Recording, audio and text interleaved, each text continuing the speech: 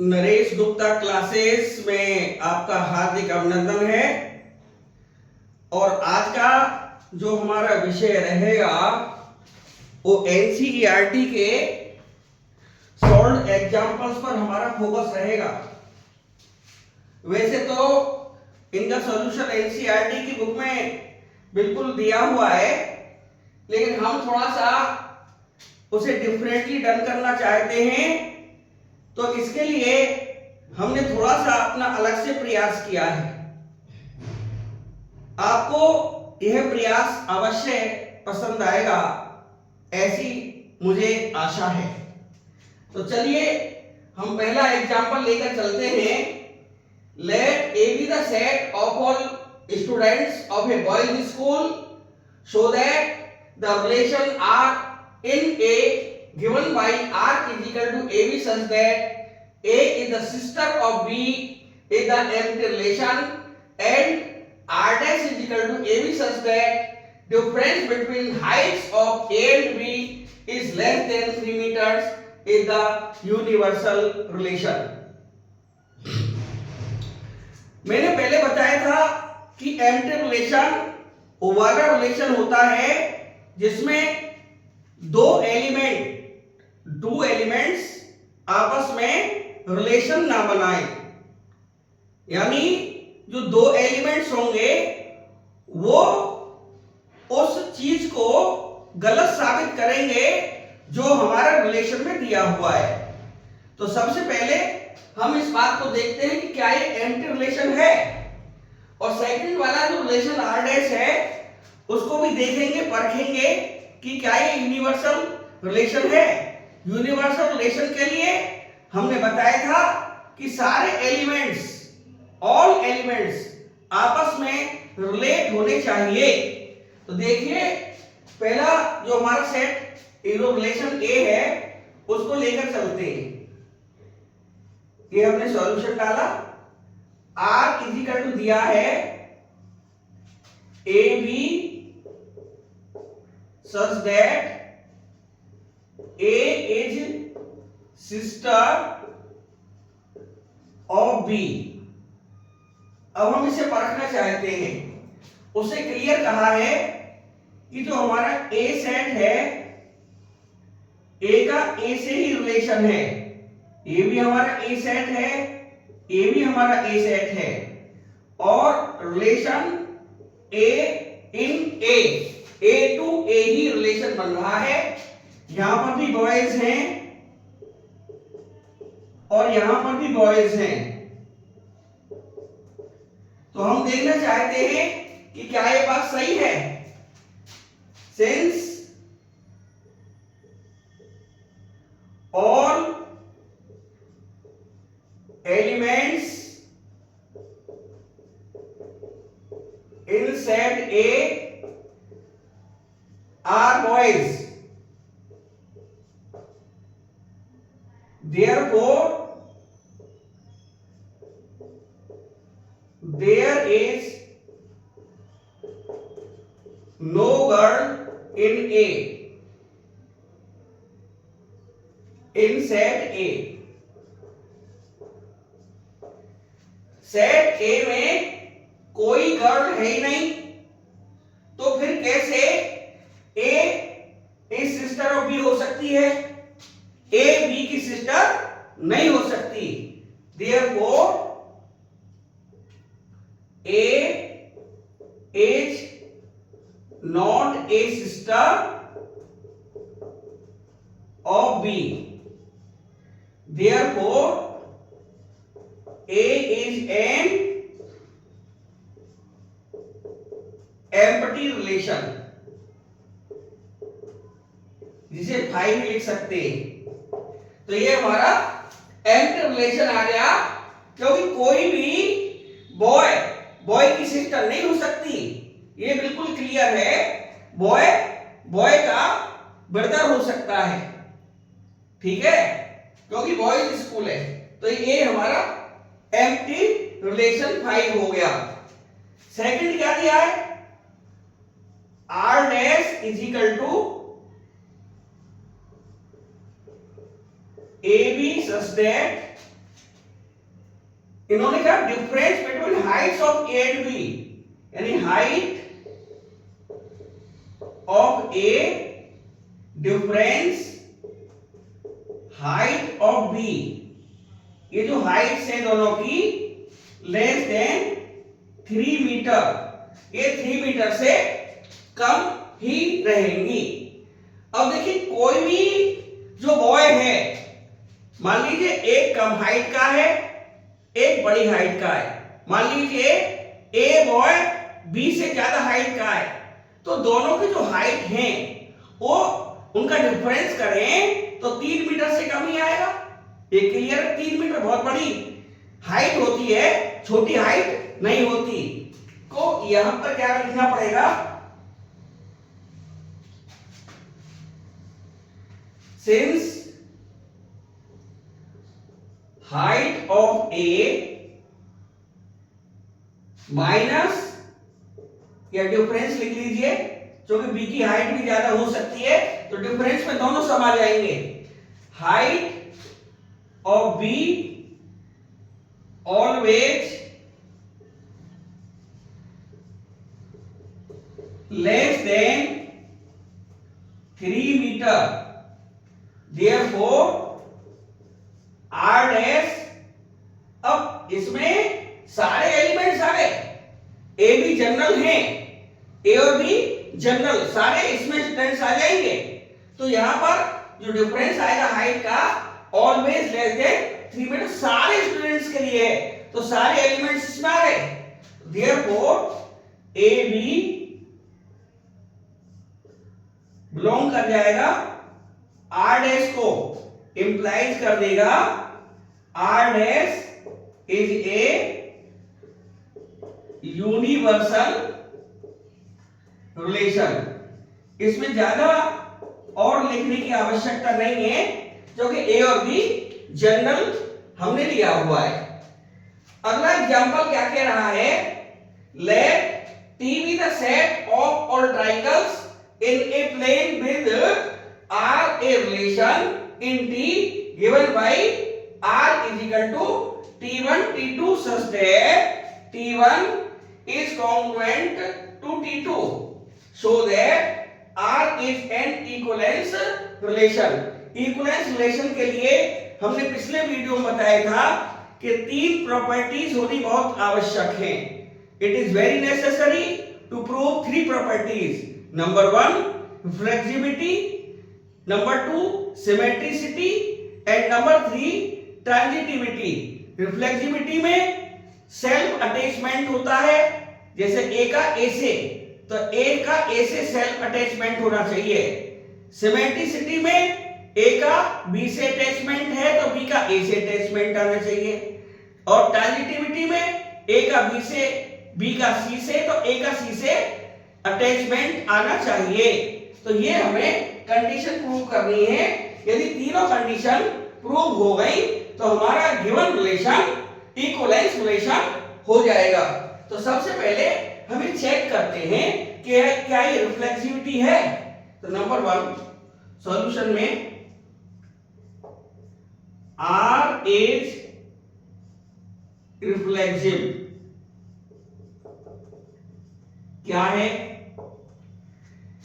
कि T1 congruent to T2, तो यहां T1 करना पड़ेगा।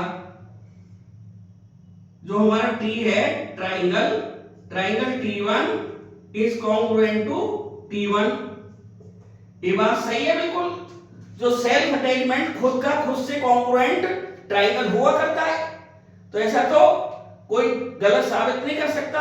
एक ट्राइंगल खुद अपने आप का कॉन्ग्रुएंट होता है।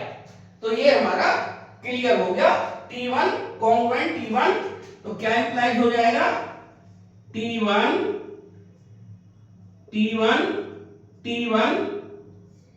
बिलोंग कर जाएगा R को, that is R is reflexive. तो R रिफ्लेक्सिव प्रूफ हो गया। एक ट्राइंगल खुद अपने आप पर कॉन्ग्रुएंट होता है। नंबर 2 देखें, R इज सिमेट्रिक है कि नहीं। R is symmetric since T1 congruent to T2, तो इंप्लाइज कर देगा T2 congruent to T1। एक ट्राइंगल यदि दूसरे ट्राइंगल का कॉन्ग्रुएंट है तो दूसरा ट्राइंगल पहले का भी कॉन्ग्रुएंट आएगा। तो ये क्या हो गया, यहां से T1 T2 यदि बिलोंग करता है, T1 T2 बिलोंग करता है R को, तो इंप्लाइज कर देगा T2 T1 बिलोंग करेगा R को। तो देयरफॉर R is सिमेट्रिक। तो R सिमेट्रिक हो गया। अब 3 नंबर में ट्रांजिटिव चेक करना चाहते हैं। R is transitive. यदि से वैसे भी देखें, एक ट्राइंगल मान लीजिए T1 है ये, और दूसरा ट्राइंगल T2 है, दोनों आपस में कॉन्ग्रुएंट है। ये T2 ट्राइंगल है हमारा और दोनों कॉन्ग्रुएंट है, तो T2 T1 से भी तो कॉन्ग्रुएंट हो रहा है। T1 यदि T2 से कॉन्ग्रुएंट है तो T2 T1 से हो रहा है। इसलिए कह सकते हैं कि T2 और T1 भी इस रिलेशन को बिलोंग करेंगे। तो हम कह सकते हैं R इज सिमेट्रिक। और ट्रांजिटिव में क्या होगा, 2 लेने पड़ेंगे pair, T1 T2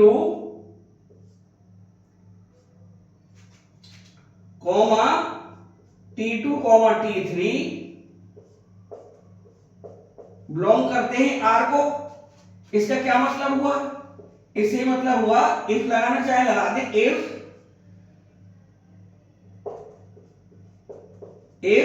T1 T2 T3 belong to R, इससे क्या मिलेगा, T1 congruent T2 and T2 congruent T3। T1 T2 के कॉन्ग्रुएंट है, T2 T3 कॉन्ग्रुएंट है। तो यहां से क्या मिला, T1 कॉन्ग्रुएंट T3, T1 और T3 भी कॉन्ग्रुएंट हो गए। इससे क्या मिला, इससे हमें ये मिला कि T1 T3 belongs to R। T1 T2 का कॉन्ग्रुएंट था, T2 T3 से कॉन्ग्रुएंट था, तो फिर T1 T3 से कॉन्ग्रुएंट हो जाएगा। मान लीजिए ये हमारा एक ट्राइंगल है, ये ट्राइंगल हमारा T1 है, ये ट्राइंगल हमारा T2 है, और ये हमारा ट्राइंगल T3 है। T1 कॉन्ग्रुएंट T2 आ रहा है, T2 T3 के कॉन्ग्रुएंट आ रहा है, तो T1 T3 के कॉन्ग्रुएंट आ जाएगा। तो क्या हो जाएगा, इंप्लाइड हो जाएगा T1 कॉन्ग्रुएंट T3। तो क्या हुआ, therefore R is transitive. R transitive भी हो गया, तो R रिफ्लेक्सिव हो गया, R सिमेट्रिक हो गया, R ट्रांजिटिव भी हो गया, और तीनों कंडीशन आने के बाद में R हमारा इक्विवेलेंस हो गया। तो हम लिख सकते हैं implies R is an equivalence relation. R is an equivalence relation। यही हमें प्रूव करना था। अब हम एग्जाम्पल 3 की तरफ पूछ करेंगे। तो इसमें कहा है let L be the set of all lines in a plane and R be the relation in L defined as R is equal to L1 L2 such that L1 is perpendicular to L2 so that R is symmetric but neither reflexive nor transitive. तो देखते हैं check करके,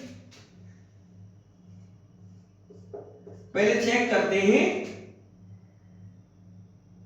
R is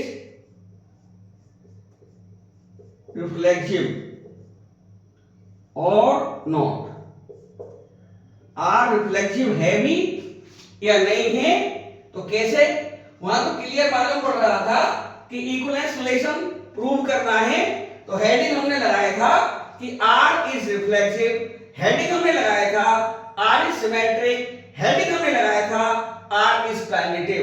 लेकिन इसमें क्या शंका है, क्या डाउट है कि आर हमारा नाइदर रिफ्लेक्सिव नॉर ट्रांजिटिव, ये हमें डाउट पैदा करता है। तो हम चेक करते हैं कि आर इज रिफ्लेक्सिव और नॉट, ये चेक कर ले रहे। तो देखिए इन्होंने कहा है कि L1 L2 बिलोंग करते हैं R को, लेकिन रिफ्लेक्सिव के लिए सेल्फ अटैचमेंट होना जरूरी है, इसलिए हम L2 की जगह L1 ही भरेंगे और कंडीशन लगा देंगे। कंडीशन क्या है, जब यहां L1 आएगा, L1 परपेंडिकुलर L2 हो जाएगा, इंप्लाइज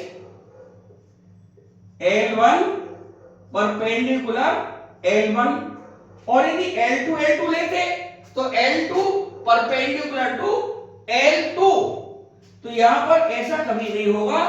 मान लीजिए एक लाइन हमारी L1 है, दोनों साइडों में एरो लगता है लाइन में, और दूसरी हमारी L2 है, L2 है। हमने सिर्फ यही तो किया है कि L1 कर दिया है इनको, L2 की जगह हमने सिर्फ L1 किया है, तो लाइन तो तब भी परपेंडिकुलर ही रही, ये 90 डिग्री का एंगल आएगा। तो यहां पर क्या आया निकलकर, ये मसौदा बना यहां पर कि ये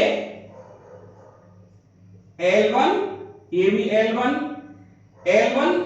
के परपेंडिकुलर नहीं होगी, क्योंकि L1 तो इस तरह से ही जा रही है लाइन, यही L1 है, यही L1 है, किधर से भी लिख लें तो L1 के कौन साइड तो कर जाएगी, L1 से कौन साइड तो कर जाएगी, यानी उसे पैरेलल बोल सकते हैं, लेकिन परपेंडिकुलर कभी नहीं बोल सकते। L1 perpendicular L1 is never possible, ये कभी पॉसिबल नहीं हो पाएगा। Therefore L1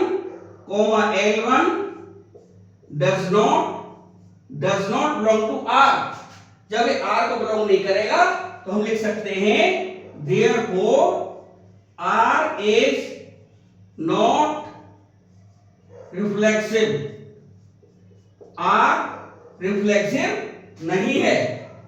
अब इधर साइड में इसको लेके चलेंगे,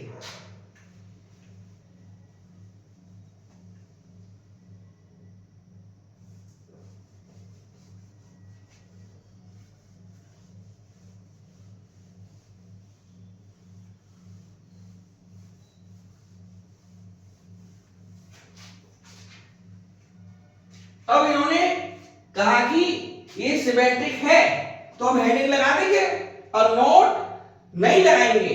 अब सेकंड वाली जो चीज है, R is symmetric, R is symmetric, एक क्लियर हमें दिया हुआ है कि आर सिमेट्रिक है। तो देखिए L1 L2 बिलोंग करते हैं R को, तो क्या इंप्लाई कर रहे हैं हम वही लिख देंगे जो क्वेश्चन में लिया हुआ है। इन्होंने कहा है कि L1 परपेंडिकुलर टू L2, यानी L1 L2 के परपेंडिकुलर है। यानी ये दो लाइनें हम बना लें, ये हमारी L1 लाइन है और ये हमारी L2 लाइन है। वो हम पहले ही बता चुके हैं, लाइन में दो हेड आते हैं, दोनों साइडों में एरो लगता है। 90 डिग्री का ये एंगल है, निशान है, ये सिंबल है 90 का। तो जब L1 L2 के परपेंडिकुलर है तो L2 L1 के ही परपेंडिकुलर है, ये फिगर से बिल्कुल क्लियर है। तो क्या इंप्लाई होगा, L2 perpendicular to L1, therefore L2, L1 belongs to R. Therefore R is symmetric.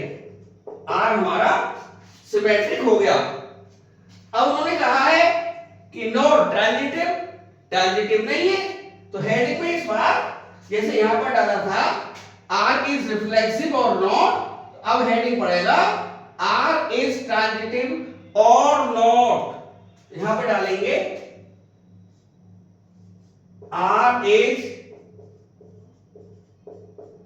Transitive और नॉट। देखते हैं ये क्या कहता है। यहां पर तीन लाइन बना लेंगे, ये L1 है हमारी और ये L2 है, ये हमारी L2 है। L1 L2 परपेंडिकुलर दिए हुए हैं, it is given that L1 perpendicular to L2, और हम L2 को L3 के परपेंडिकुलर लेंगे, L2 को L3 के परपेंडिकुलर लेंगे, तो L3 कुछ इस तरह से आएगी। ये हमारी L3 है, ये हमारी L2 है, ये इससे 90 डिग्री के एंगल पर ही लेनी पड़ेगी। तो बिलोंग कराने पड़ेंगे यहां पर two pair L1 L2 and L2 L3। If L1, L2 and L2, L3 belong to R, then ज्यादा कुछ नहीं करना, जो क्वेश्चन में कह रहा हूं करना है। L1 L2 के लिए L1 परपेंडिकुलर टू L2 लिख दीजिए, L1 L2 के लिए तो क्या होगा, then L1 perpendicular to L2 and second वाला L2 perpendicular to L3। L1 L2 के परपेंडिकुलर है और L2 L3 के परपेंडिकुलर है, तो देखिए बहुत क्लियर है, L1 L3 पैरेलल हो जाएंगे, देन L1 पैरेलल L3 आएगा, L1 is parallel to L3, तो क्या हुआ, देयरफॉर परपेंडिकुलर तो नहीं आया ना, परपेंडिकुलर आ जाता तो L1 L3 R को बिलोंग कर देते, लेकिन अब नहीं कर पाएंगे क्योंकि L1 पैरेलल टू L3 आया है और ये फिगर से भी क्लियर है। ये एंगल 90 का, ये एंगल 90 का, इनको करेस्पॉन्डिंग एंगल बोल सकते हैं। एक और दो ही इनका नाम डाल दें, angle 1 is equal to angle 2, ये कौन सा एंगल है, करेस्पॉन्डिंग, ये करेस्पॉन्डिंग एंगल्स हैं, एंगल A1 और एंगल 2 करेस्पॉन्डिंग एंगल्स हैं, तो देयरफॉर L1 पैरेलल L3, ये चीज आ गई, तो therefore L1, L3 does not belong to R, ये R को बिलोंग नहीं करेगा।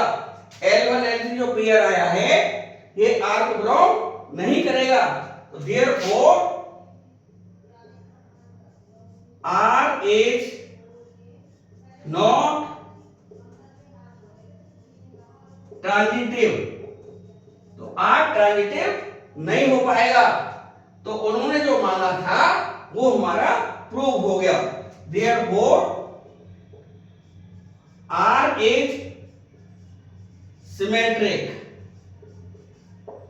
But R is neither reflexive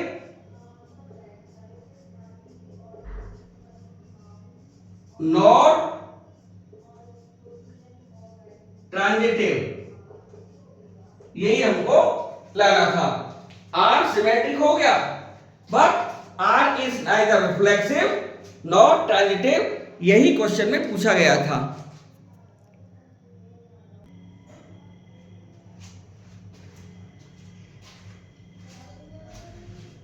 अब हम एग्जांपल 4 की तरफ चलेंगे।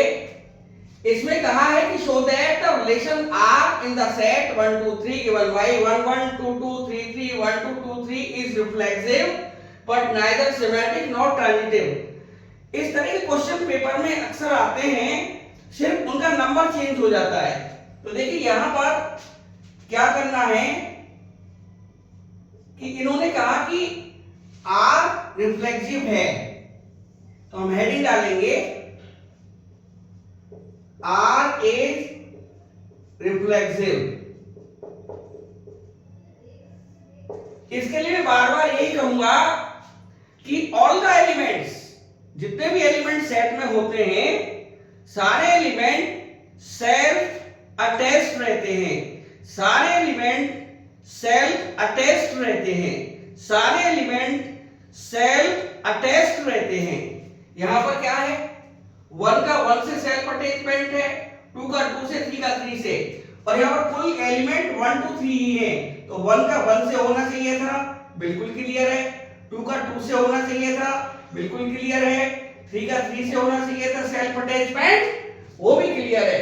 तो यहां पर लिखना पड़ेगा 1 1 2 2 3 सारे के सारे एलिमेंट बिलोंग कर रहे हैं आर को। जो हमारा ये रिलेशन आर है, इसको ही बिलोंग कर रहे हैं। तो देयरफॉर आर इज रिफ्लेक्सिव। कोई एलिमेंट बचा नहीं है। 1 का 1 से हो गया, 2 का 2 से हो गया, 3 का 3 से सेल्फ अटैचमेंट हो गया। तो हम कह सकते हैं आर इज रिफ्लेक्सिव। नंबर 2 के चेक करना चाहते हैं कि नाइदर सिमेट्रिक नॉट ट्रांजिटिव, तो हेडिंग पड़ेगा आर इज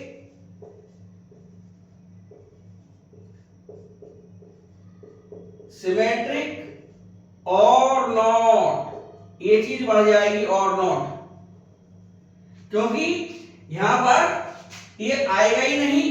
तो ऐसे जब नहीं आता है तो और नॉट हेडिंग एक्सटेंड कर देना चाहिए। तो यहां पर देखिए उन्होंने कहा कि देखिए 1 का 2 से है, लेकिन 2 1 नहीं है। इस वाले रिलेशन में 1 2 से अटैच्ड है, लेकिन 2 1 से नहीं है। फर्दर देखें 2 का 3 से रिलेशन है, लेकिन इस वाले आर में, इस वाले रिलेशन में 3 2 कहीं नजर नहीं आ रहा। तो हम क्या कहेंगे कि 1 2 बिलोंग करता है आर को, बट 2 3 2 1 1 2 कर रहा है, 2 1 does not belong to R. Similarly इसी प्रकार से देखिए 2 3 belongs to R, but 3 2 does not belong to R. Therefore, R is not symmetric. और थर्ड वाला ट्रांजिटिव के लिए हेडिंग पड़ेगा R is ट्रांजिटिव और नॉट। ये चेक कर ले रहे हैं। इसमें क्या होता है कि इसमें 3 पेयर होते हैं, जैसे 1 का 2 से, 2 का 3 से, तो 1 का 3 से अटैचमेंट होना जरूरी है। तो यहां पर क्या है, देखिए 1 का 2 से है, 2 का 3 से है, यानी 1, 2 belong to R and 2, 3 belong to R। 1, 2 भी R को बिलोंग कर रहे हैं, 2, 3 भी R को बिलोंग कर रहे हैं, but 1, 3 does not belong to R। यहां पर इस रिलेशन में 1, 3 नाम का पेयर एब्सेंट है ही नहीं, 1, 3 दिखाई नहीं दे रहा, तो हम कह सकते हैं कि R ट्रांजिटिव नहीं है। तो therefore R is not transitive. तो क्या हुआ, इंप्लाइड ये हुआ R is reflexive, R is reflexive but R is neither symmetric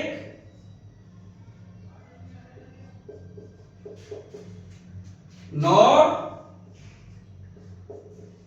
transitive. यही हमको लाना था। अब एग्जाम्पल 5 में क्या है, show that relation R in the set Z of integers given by R is equal to AB such that 2 divides A minus B is an equivalence relation। तब तो हेडिंग तीनों पड़ जाएंगी सीधे सीधे। नंबर 1 इसमें आएगा R is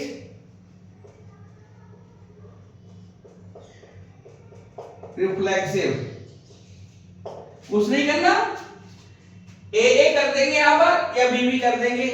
तो हम ट्रेडिशनली राइटर्स ने ए ही लिखाया जाता है, एनसीईआरटी ने भी ए को फॉलो किया है, तो हम एनसीईआरटी से आगे तो है नहीं, इसलिए हम भी ए लेंगे। यहां पर क्या लिख देंगे, ए such that 2 divides A minus A, 2 divides A minus A, यानी ये 0 हो जाएगा, A minus A को A2 डिवाइड कर ही देगा, तो हम कह सकते हैं therefore A belong to R implies R is reflexive.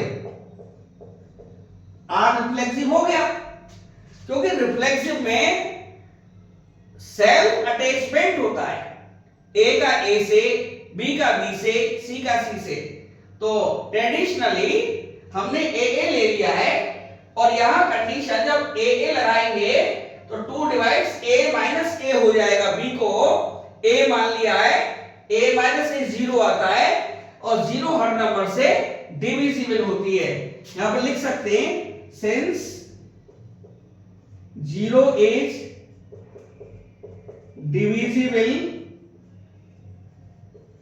Bye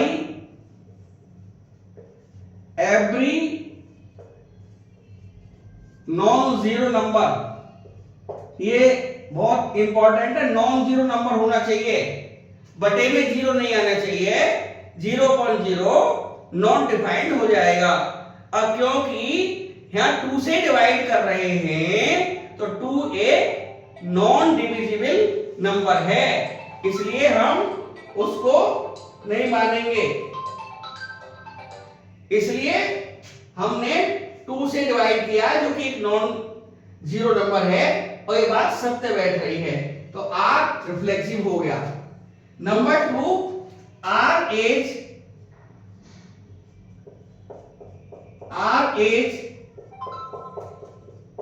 transitive. देखिए यहां पर क्या दिया है, A B such that 2 divides a minus b, then क्या लिख सकते हैं, 2 divides b minus a also। मान लीजिए 2 6 माइनस 4 को डिवाइड कर रहा है, 6 माइनस 4 मीन्स 2, और 2 को डिवाइड कर देगा। कहने का मतलब यह है 2 डिवाइड्स 6 माइनस 4, तो 2 4 माइनस 6 को भी डिवाइड कर देगा, सिर्फ साइन का फर्क पड़ेगा। तो क्या होगा, ये बात सत्य है। ऑल्सो, तो देयरफॉर, सॉरी ये सिमेट्रिक आएगा heading, very sorry, R is symmetric, very sorry, symmetric आएगा। तो देयरफॉर आर इज सिमेट्रिक, और थर्ड आएगा आर इज ट्रांजिटिव। इसमें तो दो पेयर लेंगे, a b comma b c, if लगा सकते हैं, if a comma b comma b comma c belong to R, then 2 divides, पहले ए बी पेयर के लिए, इस वाले पेयर के लिए 2 डिवाइड्स a माइनस बी, और इस वाले पेयर के लिए and 2 divides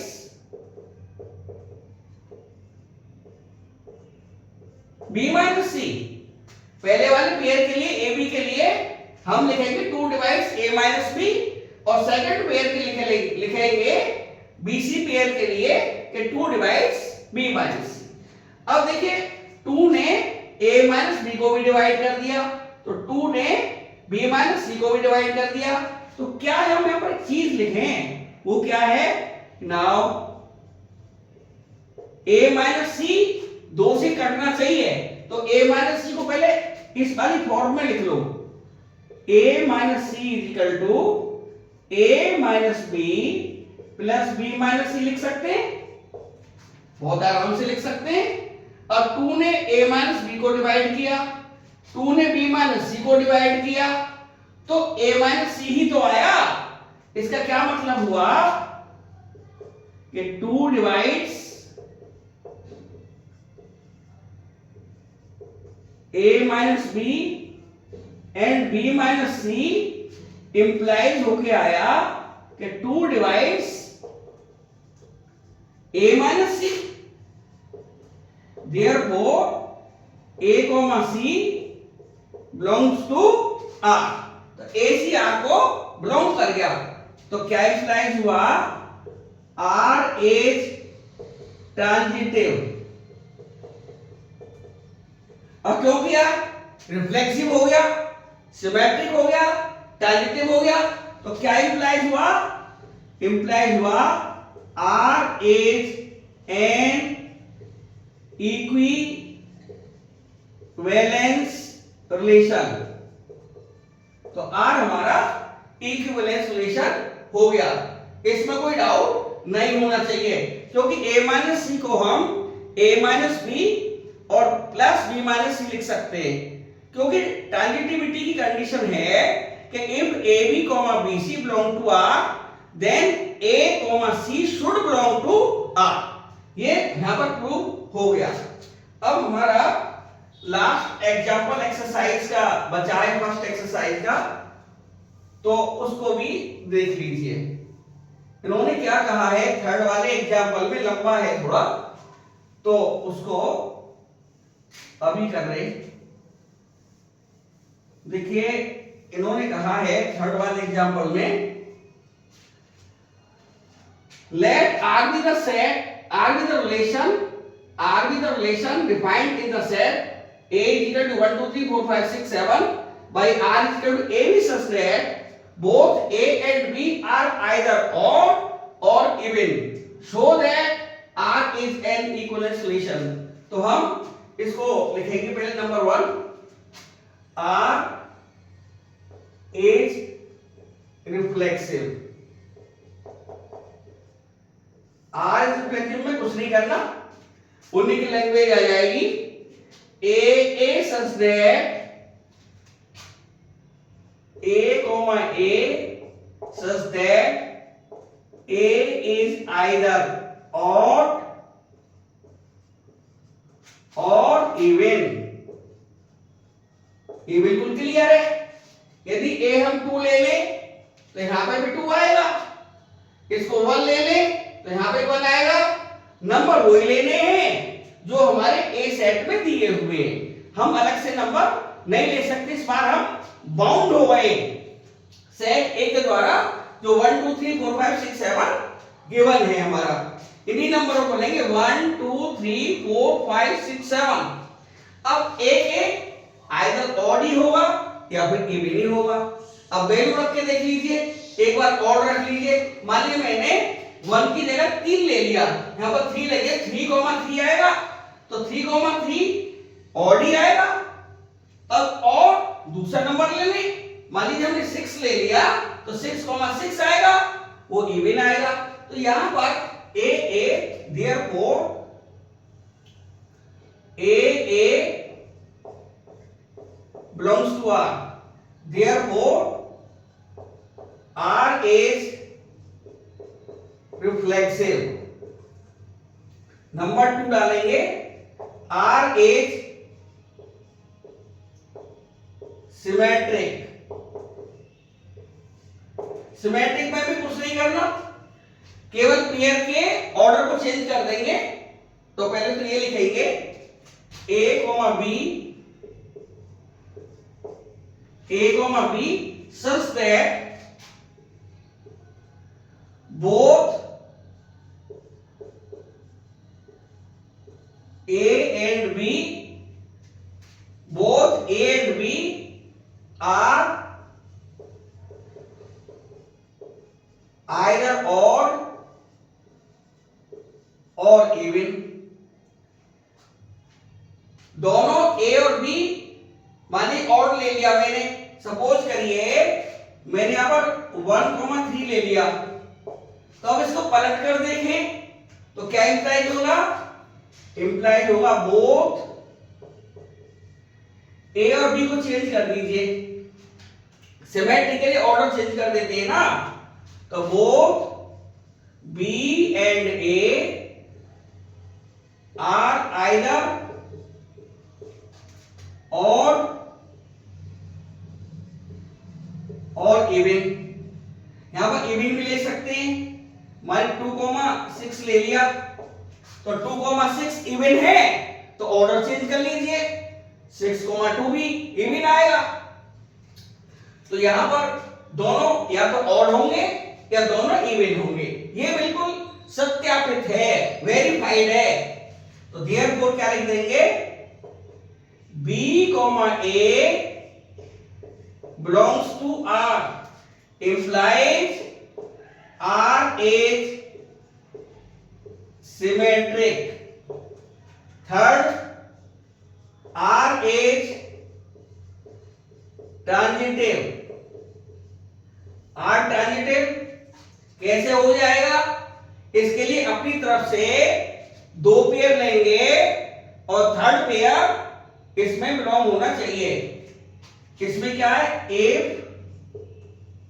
B and B, C belong to R। Then क्या चीज आई यहां पर? वही लिख देंगे बोथ, पहले इस वाले पेयर के लिए both A and B are either odd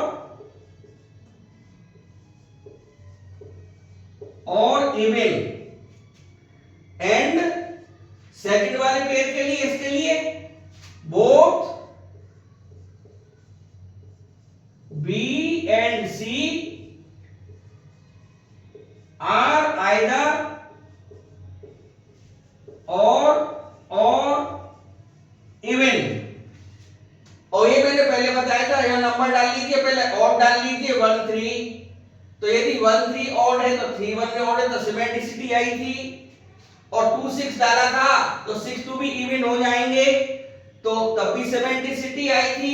order change होने पर फर्क नहीं पड़ता और हमारा रिजल्ट वही आ जाता है, वही रिलेशन आ जाता है जो दिया हुआ होता है, तो सिमेट्रिसिटी प्रूव हो जाती है। यहां पर क्या हुआ है कि या तो ए और बी दोनों इवन हो, यदि ए इवन है तो ए भी इवन, बी भी इवन। अगली बार में बी और सी भी इवन, तो ए और सी इवन हो जाएंगे। और यदि ए और बी दोनों ऑड हैं और बी और सी भी ऑड हैं, ये कंफर्म है, ऐसा नहीं बोल सकते कि एक में इवन ले लें एक में ऑड ले, उसमें आइदर ऑड दिया हुआ है। तो यदि हम ए बी पेयर को ऑड के साथ ले रहे हैं तो बी सी वाला ऑर्डर भी ऑड के साथ ही आएगा। तो यहां पर क्या हो जाएगा, इंप्लाई हो जाएगा A C both A and C are either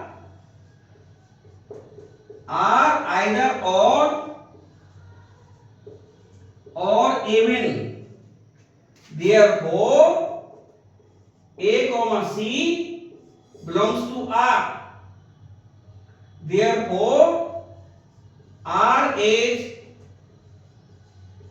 transitive. ये बात बहुत क्लियर होनी चाहिए कि यदि हमने पहला पेयर ए बी ऑड के साथ लिया है तो next pair b c odd के साथ ही लिया जाएगा। यदि ए और बी ऑड हैं, बी और सी भी ऑड हैं, तो निश्चित तौर से ए और सी भी ऑड होंगे। लेकिन यदि ए बी को हमने इवन लिया तो बी सी को इवन लेना पड़ेगा। ए बी को यदि हमने इवन लिया तो बी सी को भी इवन लेना पड़ेगा, तब ए और सी इवन ही आएंगे। तो कंडीशन यही प्रूव हुई कि आइदर ए और सी आर ऑड और ए और C, A and C are even. तो ये कंडीशन प्रूव हो गई, तो ए सी हमारा पेयर आर को बिलोंग कर जाएगा, तो आर ट्रांजिटिव हो जाएगा। अब उन्होंने कहा आगे, एक बात तो हमारी प्रूव हो गई, तो देयरफॉर लिख सकते हैं आर एज रिफ्लेक्सिव हो गया, सिमेट्रिक हो गया एंड ट्रांजिटिव भी हो गया, एंड ट्रांजिटिव भी हो गया। Therefore R is an